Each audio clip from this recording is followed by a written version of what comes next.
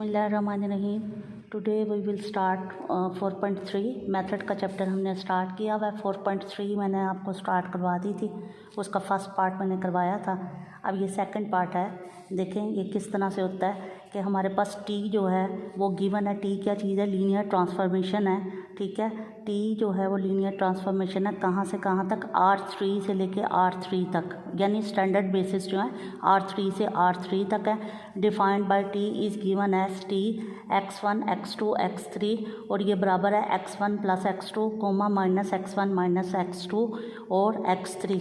ये चीज़ आपको गिवन होगी। अब हमने बताना स्टैंडर्ड बेसिस। देखें 3/3 है तो 3/3 के स्टैंडर्ड बेसिस E1 क्या होगी? 1 0 0। E2 क्या चीज़ होगी? 0 1 0 और E3 क्या चीज़ होगी? 0 0 1। अब हमने क्या करना है, इसको T के साथ कम्यूट करना है। देखें T into E1, T into E1 का मतलब क्या है?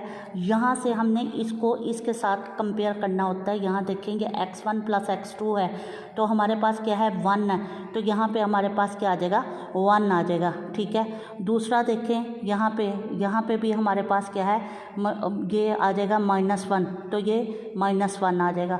यहाँ पे देखें आगे, यहाँ पे x3 है, x3 आपके पास क्या है? 0 है, तो ये हमारे पास क्या आ जाएगा? 0 आ जाएगा। तो हम कैसे लिखेंगे? 1 इंटू E1 -1 इंटू E2 फिर 0 इंटू E3। ये बन जाएगी इक्वेशन नंबर 1। दूसरी दफ़ा हम क्या करेंगे?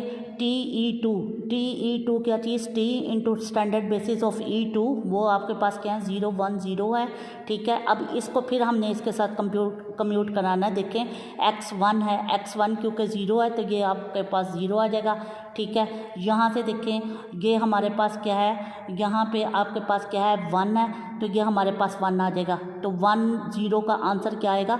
1 आएगा। आगे चलें, यहाँ पे आपके पास क्या है? x1 जो है वो 0 है, तो ये आपके पास 0 आ जाएगा। यहाँ पे x2 जो है ये हमारे पास क्या है? 1 है, तो ये क्या आ जाएगा? -1 आ जाएगा। x3 क्योंकि 0 है तो लिहाजा ये हमारे पास 0 आ जाएगा। फिर हमने ऐसे ही करना है 1 into E1 -1 into E2 0 into E3। ये बन जाएगी इक्वेशन नंबर 2। फिर एक TE3 यानी स्टैंडर्ड बेसिस ऑफ थर्ड यानी E3 क्या होता है? 0 0 1 होता है, ठीक है। इसको हम कम्यूट कराएंगे इसके साथ। अब देखें x1 भी 0 है तो 0 आ जाएगा, x2 0 है तो यहाँ पे क्या आ जाएगा? 0 आंसर आ जाएगा। यहाँ चलें x1 जो है वो 0 है तो ये 0 हो जाएगा। यहाँ पे x2 जो है -x2 ये 0 है तो यहाँ पे ये 0 आ जाएगा। अब यहाँ आगे चलें, यहाँ पे आपके पास क्या है? x3 है और x3 आपके पास क्या है? 1 है। इसको फिर हमने क्या करना है? स्टैंडर्ड बेसिस के साथ E1 E2 E3 के साथ कम्यूट करवा देंगे। ये क्वेश्चन नंबर 3। अब ये जो आंसर आए हैं इन आंसर को हम क्या करते हैं? रो है तो उसको कॉलम बना देंगे। देखो ये रो है तो ये क्या आ जाएगा? 1 -1 0। ये क्या आ जाएगा? 1 -1 0 और ये आपके पास क्या आ जाएगा? 0 0 और 1 आ जाएगा। तो ये हमारे पास लीनियर ट्रांसफॉर्मेशन का मैट्रिक्स जो है वो बन गया। ये बन गई एक क्वेश्चन, पहला क्वेश्चन हो गया। अच्छा, अब क्वेश्चन नंबर 2 देखें। क्वेश्चन नंबर 2 में वो कहता है find the matrix each of the following linear transformation with respect to the standard basis of given space. अब हमारे पास क्वेश्चन क्या गिवन है? वो है हमारे पास T R से लेके R2 तक, यानी R जो है वो सिंगल है, स्टैंडर्ड बेसिस जो है वो हमारे पास क्या है? R है और R2 है। और जो मैट्रिक्स बनेगा वो कौन सा बनेगा? T 3x और 5x। ये चीज़ हमारे पास गिवन होगी, ठीक है। अब हमने इसको स्टार्ट कैसे करना है? लीनियर ट्रांसफॉर्मेशन जो हमारे पास गिवन क्वेश्चन है उसको लिखेंगे T इंटू R से लेके R² तक। ये TX जो गिवन है इसको हम लिख देंगे। अब हम लिखेंगे स्टैंडर्ड बेसिस ऑफ R की स्टैंडर्ड बेसिस क्या है? 1 है, तो E जो है वो हमारे पास क्या होगा? 1 होगा। And standard basis of R2 की बेसिस क्या होती हैं? E1 0 0 1, ठीक है। ये आ जाएगा E1 और E2 आएगा। तो हमने क्या करना है? x से लेके हमने कहाँ जाना है? R² तक जाना है। तो हम लिखेंगे t इंटू 1, क्योंकि स्टैंडर्ड बेस हमारे पास क्या है 1 है, किसकी r की, तो 1 आ जाएगा। अब ये जो लीनियर ट्रांसफॉर्मेशन का मैट्रिक्स है इसके साथ कम्यूट कराएंगे, 3 इंटू 1 एक्स की जगह 1 आ जाएगा, 5 इंटू 1 एक्स की जगह फिर 1 आ जाएगा, तो ये क्या बन जाएगा 3 और 5। इसको हम लिख देंगे स्टैंडर्ड बेसिस के साथ 3 इंटू 0 और 0 इंटू 5, ये चीज़ बन गई।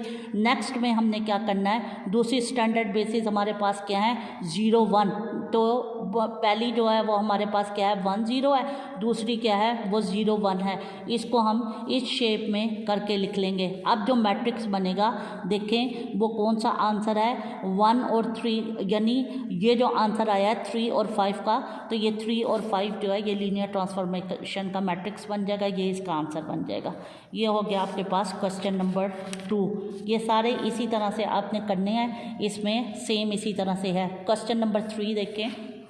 क्वेश्चन नंबर 3 में वह कहता है each of the following matrix of linear transformation T R N से लेके आर एम तक डिटरमाइन आपने करना है एम और एन की values and express in terms of coordinates. हमने इसको कोऑर्डिनेट्स के टर्म्स में बनाना है। ये मैट्रिक्स हमारे पास गिवन है।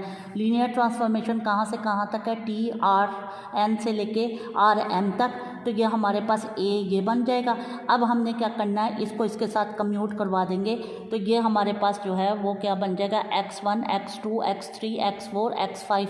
क्यों, हमारे पास यहाँ से देखें हम x4 x5 कैसे कर रहे हैं, 1 2 3 4 5 कॉलम्स हैं और रोज़ आपके पास कितनी है 3, 1 2 3। तो हम जो बनाएंगे वो हमारे कहाँ से कहाँ तक है, रो से लेके कॉलम तक। तो x जो है वो हमारा क्या बन जाएगा x1 x2 x3 x4 और x5। ठीक है, तो ये जो मैट्रिक्स यानी लीनियर ट्रांसफॉर्मेशन बन जाएगी वो बन जाएगी tx, और tx किसके बराबर आ जाएगा a इंटू एक्स। a क्या चीज़ है, यही मैट्रिक्स जो गिवन है वो, और x क्या चीज़ है जो x1 से लेके x5 तक है। अब हम हर एक को इसके साथ मल्टीप्लाई करते जाएंगे, 3 इंटू x1 आ जाएगा, x2 आ जाएगा प्लस, अब ये 0 है तो इसको हम छोड़ देंगे, क्या आ जाएगा 2x4 आ जाएगा, यहाँ से क्या आ जाएगा x5 आ जाएगा। ठीक है, अब नेक्स्ट में हमने क्या करना है, देखें यहाँ पे x1 आएगा, x2 x3 जो है वो 0 है वो नहीं लिखने, x4 और x5 ये चीज़ आ जाएगी। अब यहाँ देखो x1 जो है वो 0 है, x2 जो है वो क्या आ जाएगा माइनस x2 आ जाएगा, ये आ जाएगा प्लस x3 प्लस x4 और प्लस x5।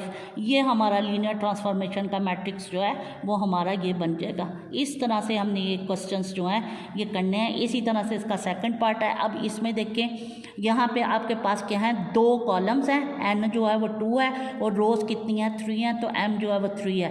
तो इसी तरह से हम कहेंगे x जो है वो बन जाएगा x1 x2, t से डिनोट कर देंगे, tx वो किसके बराबर आ जाएगा a x के, a की जगह a की वैल्यू लिख देंगे, x की जगह क्या लिख देंगे x2 x1 लिख देंगे।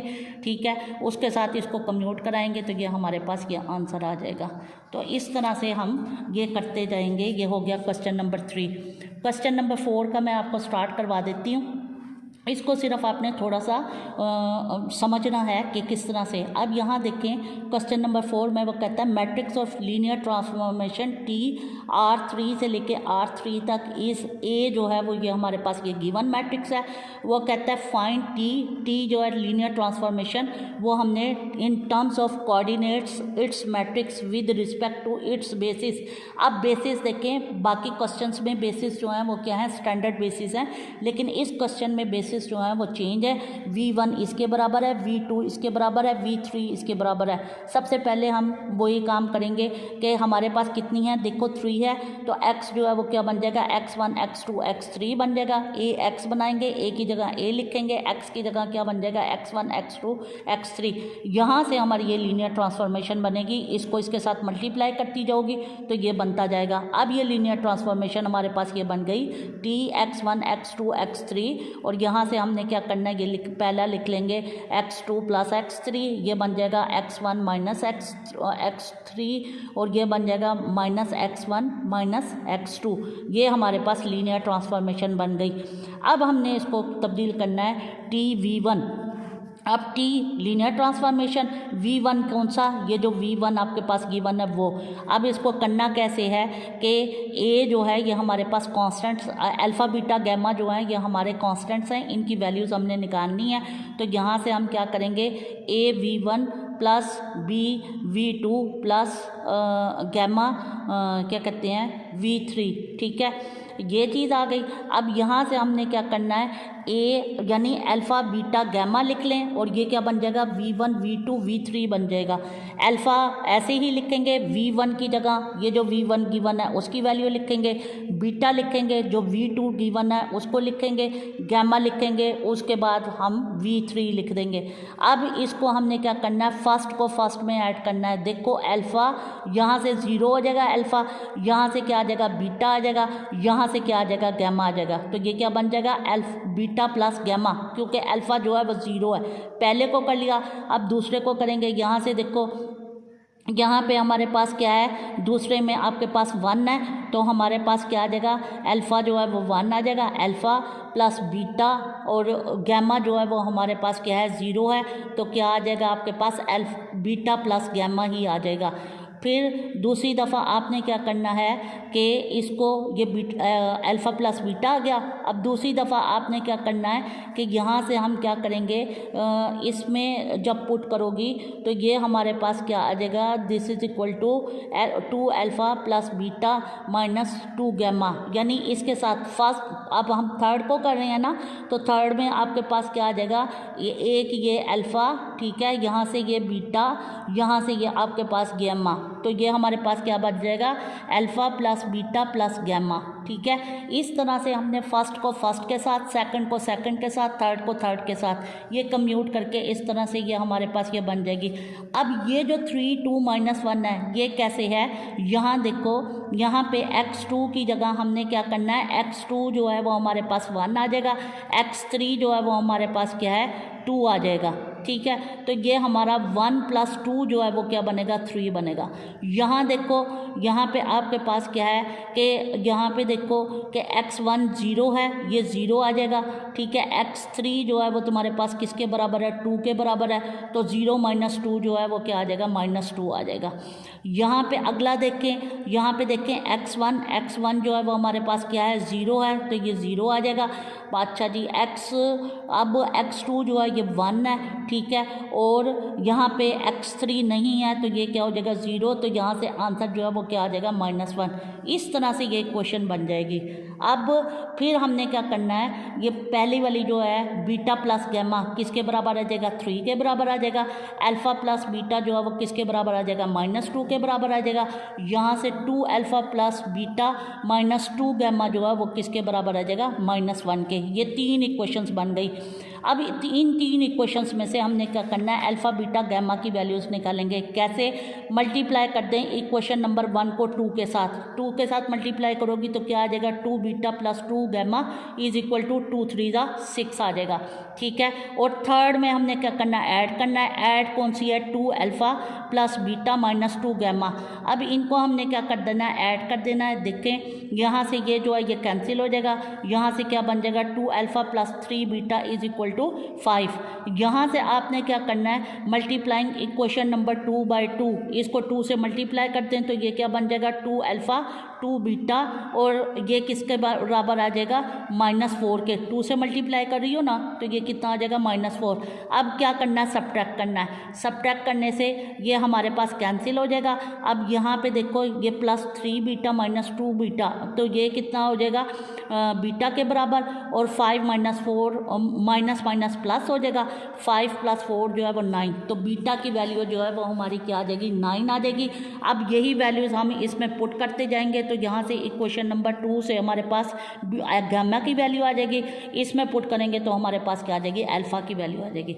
अब सेम इसी तरह से जैसे मैंने ये एक पार्ट किया है, इसी तरह से ये इसका दूसरा होगा, इसी तरह से ये इसका तीसरा होगा, और ये क्वेश्चन जो है ये आपने मुकम्मल करने हैं। बाकी रह जाएगा क्वेश्चन नंबर 5 और आपका ये चैप्टर जो है ख़त्म हो जाएगा। ओके, अल्लाह हाफिज़।